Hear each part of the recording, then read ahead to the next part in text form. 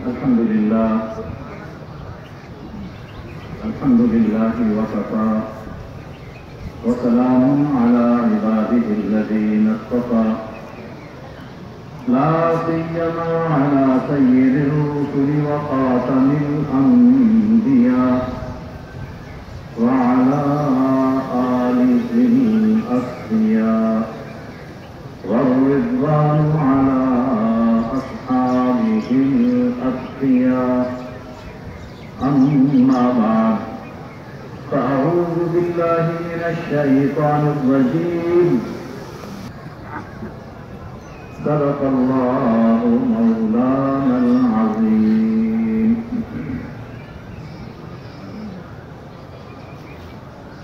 حاضرین گرامی قدر، آج رمضان المبارک کے بعد ہم اللہ کے فضل سے عید الفطر کے لیے جمع ہوئے ہیں۔ عید الفطر کے روز دو عبادتیں بہت اہم ہیں، ایک صدقہ فطر اور دوسری نماز عید الفطر۔ حضور اکرم صلی اللہ علیہ وآلہ وسلم خطبہ عید الفطر میں صدقہ فطر کی اہمیت سے آگاہ فرمایا کرتے تھے۔ صاحبو، صدقہ فطر کا تعلق در حقیقت اسلام کے ایک اہم حکم انفاق فی سبیل اللہ سے قرآن مجید میں اور سنت نبوی میں انفاق اللہ کے راستے میں خرچ کرنے پر بہت زور دیا گیا۔ زکوٰۃ کو اسلام کا ایک رکن قرار دیا گیا۔ انسان سے کئی گناہ ہو جاتے ہیں تو ان کے کفارے میں غریبوں کو کھانا کھلانا مقرر کیا گیا۔ عید کا دن آیا، صدقہ فطر، عید قربان آئی تو قربانی کا گوشت تقسیم کرنے کا حکم دیا گیا۔ یعنی اسلام یہ چاہتا ہے کہ ایک مسلم خود غرض نہ بنے، سیلفش نہ ہو، بلکہ اسے اپنے دائیں بائیں، اپنے اڑوس پڑوس میں اپنے بھائی بندوں کا خیال رکھنا ضروری ہے۔ خود غرضی یہ اللہ کو پسند نہیں۔ دیکھیے سورۃ البلد، اللہ جل شانہ نے فرمایا کہ ہم نے انسان کو دیکھنے کی، بولنے کی قوتیں عطا فرمائیں، سوچنے سمجھنے کی صلاحیتیں بخشیں، اور پھر انسان کو ہدیناہ النجدین، دو نمایاں راستے دکھا دیا۔ ایک بھلائی کا راستہ ہے اور ایک برائی کا راستہ ہے۔ انسان کو بتا دیا یہ بھلائی کا راستہ ہے، یہ برائی کا راستہ ہے۔ اب تیری مرضی ہے کہ اس راہ پہ چل یا اس راہ پہ چل، اس میں تیرا امتحان ہے۔ پھر اس کے بعد فرمایا کہ فلقتحم العقبہ۔ عقبہ عربی زبان میں چٹان کو اور پہاڑوں کے درمیان دشوار گزار گھاٹی کو کہا جاتا ہے۔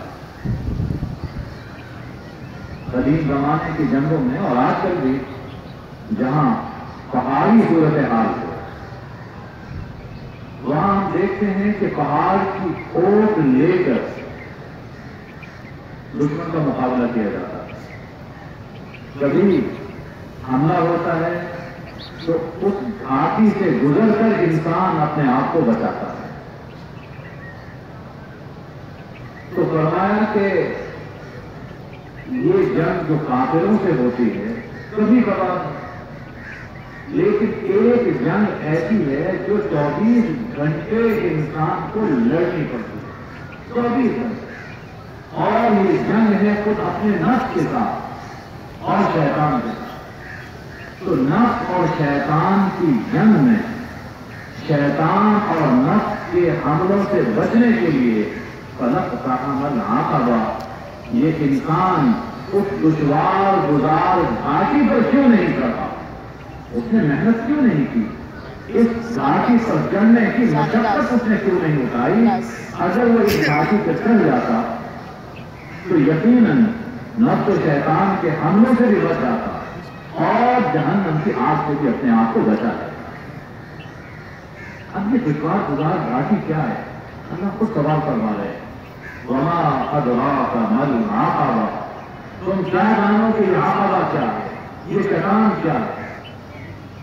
فرمایا کہ فک رقبہ، فک رقبہ، کسی گردن کا توڑا ہے۔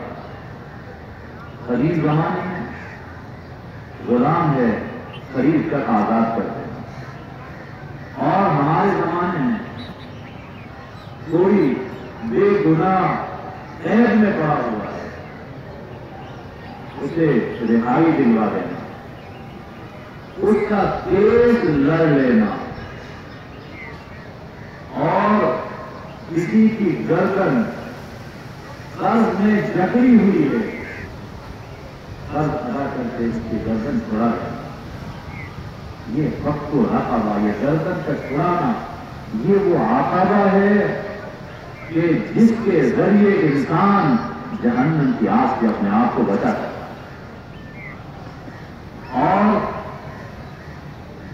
اطعام فی یوم ذی مسغبہ، یتیما ذا مقربہ او مسکینا ذا متربہ۔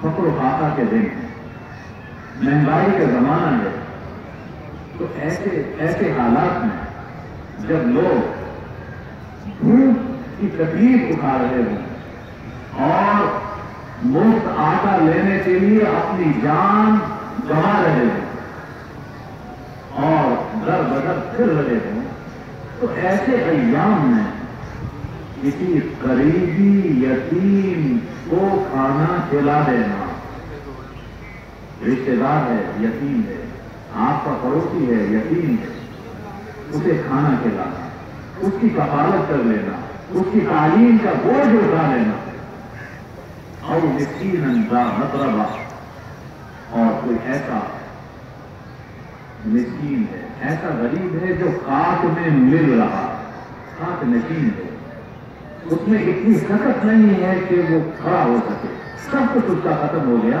اس کی مدد کر کے اسے اپنے پاؤں پر کھڑا کرنا، یہ عقبہ ہے کہ جس سے انسان نفس اور شیطان کے حملوں سے بھی بچ سکتا ہے اور آخرت میں جہنم سے بھی نجات پا سکتا ہے۔ حضور اکرم صلی اللہ علیہ وآلہ وسلم نے ایک موقع پر سوال کیا، یہ بتاؤ کہ کسے وارث کا مال اپنے مال سے اچھا لگتا ہے؟ ہمارا مال تو وہ ہے کہ ہمارے پاس ہو، ہم کھا سکیں، پی سکیں، برت سکیں، دنیا سے چلے گئے تو جو کچھ ہے وہ ہمارے ورثہ کا ہے، ہمارا نہیں۔ تو کسے وارث کا مال اپنے مال سے اچھا لگتا ہے؟ صحابہ کرام نے عرض کی، یا رسول اللہ، ہر شخص کو اپنا مال اچھا لگتا ہے۔ فرمایا کہ انسان کا اپنا مال وہ ہے جو وہ کھا لے پی لے، وما قدما، اور آخرت بینک میں جمع کروا دے، یہ انسان کا مال۔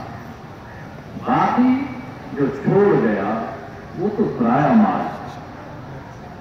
تو اس زندگی میں رہتے ہوئے، اس دنیا میں رہتے ہوئے انسان اللہ کی راہ میں خرچ کرے اور کچھ دلی سے خرچ کرے، کھلے دل سے خرچ کرے، یہی چیز ہے جو آخرت میں انسان کو کام آنے والی ہے۔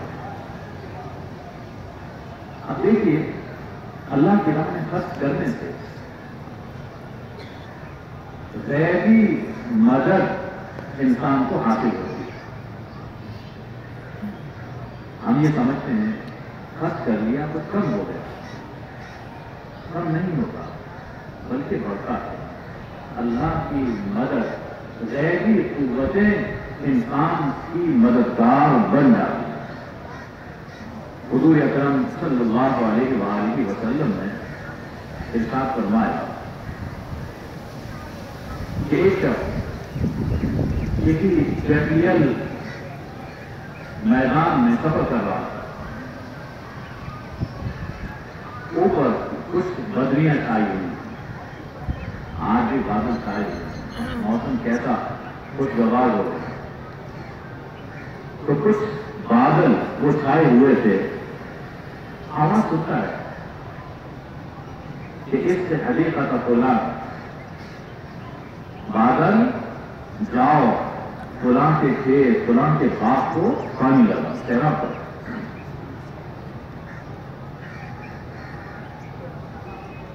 دیکھتا ہے کہ بادل وہاں سے چلا.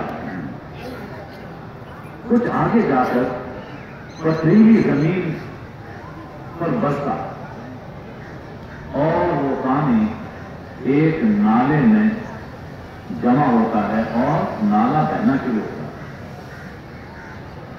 یہ شخص اس نالے کے پیچھے پیچھے اس پانی کے پیچھے پیچھے چلا.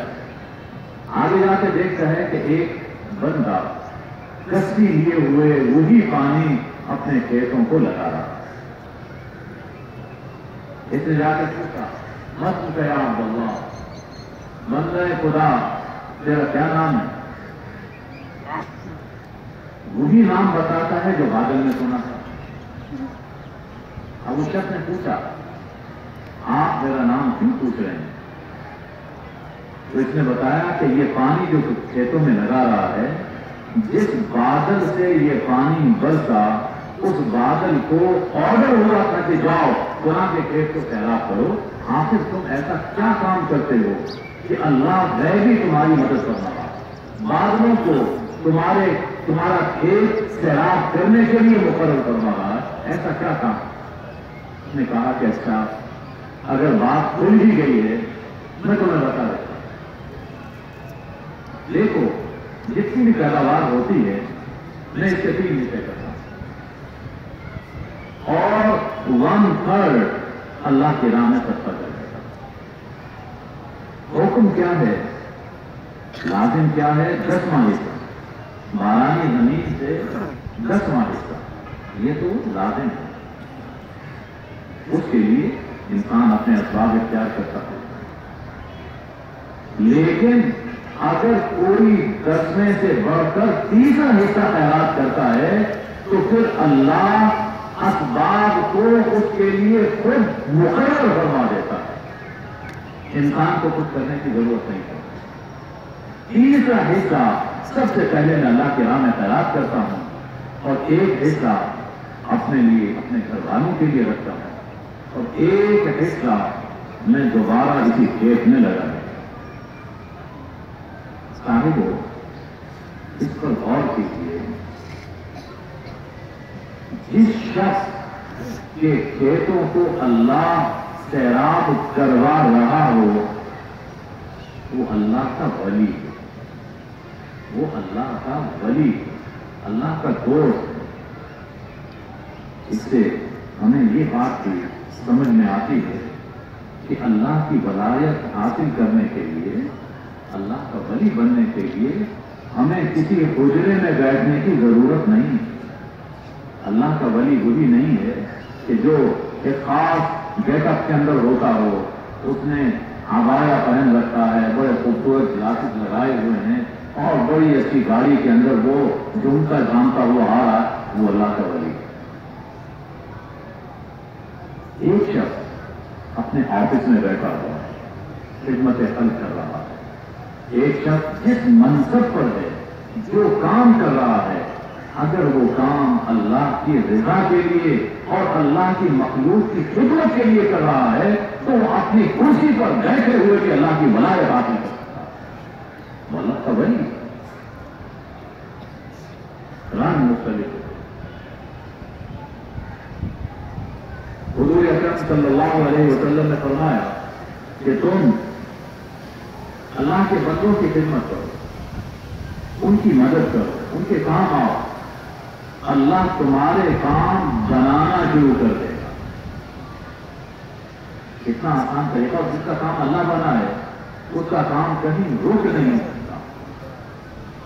ہم جو کام کر رہے ہیں, جہاں کر رہے ہیں, ہمارے بس میں جو کچھ ہے, ہمارے پاس اگر کوئی اپنا کیس لے کے آتا ہے تو اسے ہم گائیڈ کر دیں اور اس کے لیے آسانی پیدا کر دیں. کوئی دکاندار ہے, اس کے پاس کوئی کسٹمر آیا اور اسے اتنا شعور نہیں ہے کہ وہ اچھا اور برا چھانٹ سکے, تو دکاندار اگر اس کی ہیلپ کرتا ہے کہ یہ مناسب ریٹ میں یہ اچھا کپڑا ہے, یہ لے لو, یہ اچھی چیز ہے, یہ لے لو, کہ اللہ کا قرب پا رہا. وکیل ہے اور اس کے پاس کوئی پریشان حال آتا ہے اور وہ اس کی مدد کر دیتا ہے, اس کی اپلیکیشن لکھ دیتا ہے, اسے گائیڈ کر دیتا ہے, تو اپنے اس اڈے پر بیٹھے ہوئے وہ اللہ کا قرب حاصل کر رہا اور اللہ کی مدد اس کے شامل حال ہوتی چلی جاتی ہے. صاحب جیسا کہ عرض کیا کہ دو عبادتیں بہت اہم ہیں. ایک نماز عید, نماز عید الفطر رمضان کا شکر ہے, رمضان کی عبادات کا شکر ہے کہ اللہ نے ہمیں روزے رکھنے اور نمازیں پڑھنے کی توفیق عطا فرمائی اور صحت عافیت عطا فرمائی. تو ان نعمتوں کے شکر میں ہم اللہ کی عبادت کرتے ہیں. ہم خوشی کے موقع پر اللہ کے سامنے اپنا سر جھکاتے ہیں. آپ خیال فرمائیے کہ اسلام ہمیں کس طرح پر خوشی منانے کا طریقہ تعلیم کرواتا ہے. عام طور پر لوگ جب خوشیاں مناتے ہیں اچھل کود کرتے ہیں, ہلا گلا کرتے ہیں, پیتے پلاتے ہیں, ہنگامہ کرتے ہیں. اسلام کی تعلیم یہ ہے کہ خوشی دینے والا اللہ ہے, یہ مسرتیں بخشنے والا اللہ ہے. تو جس اللہ نے یہ خوشیاں عطا فرمائی ہیں, خوشی کے دن اللہ کے سامنے اور زیادہ یاد کیجیے. حضور اکرم صلی اللہ علیہ وآلہ وسلم فتح مکہ کے موقع پر جب مکہ میں داخل ہو رہے تھے تو آپ کا سر اقدس یوں جھکا ہوا. آپ دیکھتے ہیں ہمیں جب کوئی کامیابی حاصل ہوتی ہے تو یوں نعرے اور عورت سے پکڑ کر یوں دکھاتے ہیں کہ میں نے کوئی بہت بڑا معرکہ مار لیا. لیکن ہمارے پیغمبر, ہمارے پیارے رسول صلی اللہ علیہ وسلم کا طریقہ یہ ہے کہ جب خوشی حاصل ہو, فتح حاصل ہو, کامیابی حاصل ہو تو جو دینے والا ہے اس کے سامنے اپنا سر جھکا دو. عام دنوں میں ہم 5 نمازیں پڑھتے ہیں, لیکن عید کا دن آتا ہے تو ہم 6 نمازیں پڑھتے ہیں, اس لیے کہ یہ خوشیاں دینے والا اللہ ہے. اور کیسی خوشی ہوتی ہے اس دن, اللہ کی کیسی عنایتیں انسان کو حاصل ہوتی ہیں. نبی اکرم صلی اللہ علیہ وآلہ وسلم نے ارشاد فرمایا, حضرت انس اسے روایت کر رہے ہیں کہ جب عید کا دن آتا ہے تو اللہ اپنے فرشتوں سے مباحثات فرماتا ہے, اظہار فخر فرماتا ہے. اپنے بندوں کا حال سنا کر اپنے فرشتوں سے اظہار فخر فرماتا ہے. فرشتوں سے اس لیے اظہار فخر فرماتا ہے کہ یہ فرشتے سے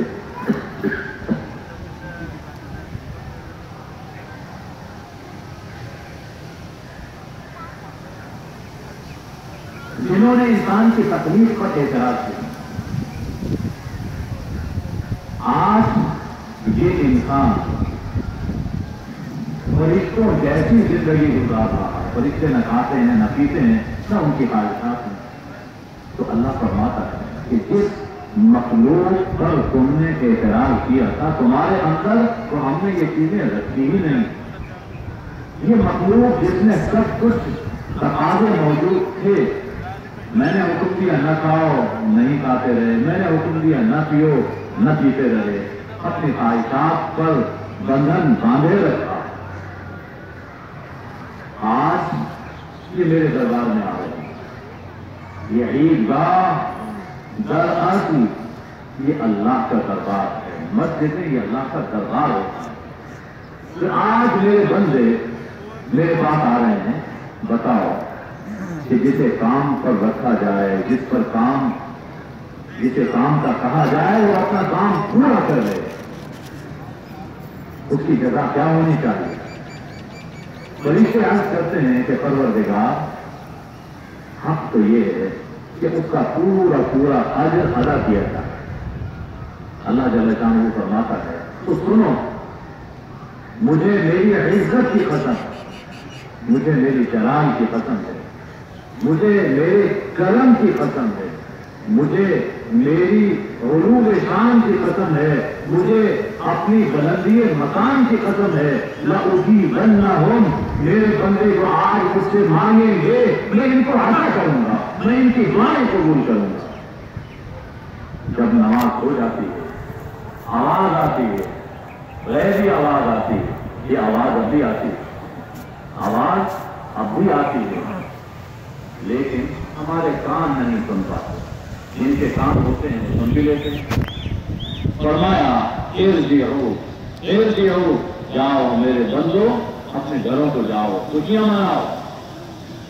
चुनाचे जब बंदे जाते हैं तो फयरजऊन मग़फ़ूरन लहुम, इस हाल में जाते हैं कि अल्लाह उनके गुनाहों को मुआफ़ कर देता है, वो बख्शे बख्शाए, धुले धुलाए अपने घरों को वापस जाते हैं।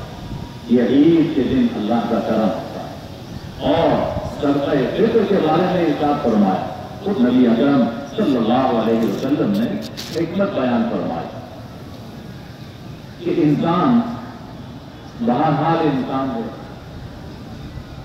बहुत एहतियात करने के बावजूद कभी इंसान की जुबान से ऐसे कलिमात निकलते हैं जो नहीं निकलने चाहिए।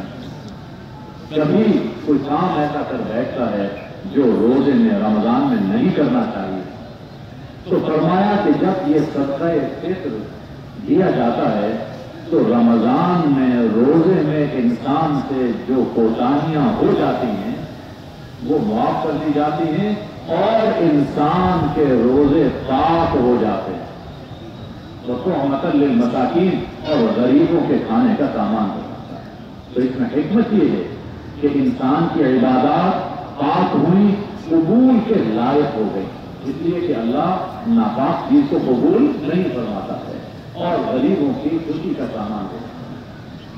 चाहे तो ईद उल फित्र के दिन, ईद की नमाज से पहले सदक़े फ़ित्र अदा कर देना चाहिए। अगर किसी ने अदा नहीं किया तो अभी इरादा कर ले कि मैं नमाज से फारिग होते ही अदा कर दूं।